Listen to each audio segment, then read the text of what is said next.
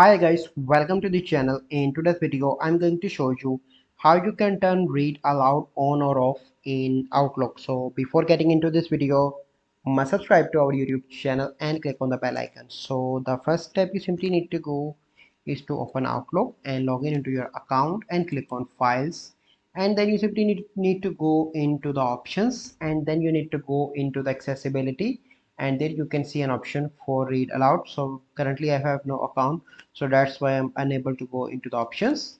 And here you can see read aloud option here, where you can click on that, and here you can see read text out loud and highlight each word as it's read. So this is the easy process by which you can turn read aloud on or off in Outlook. So I hope you find this video helpful. If you find this video helpful, must like this video, subscribe to our YouTube channel for future videos. We'll see you in the next video. Thank you. Have a good day.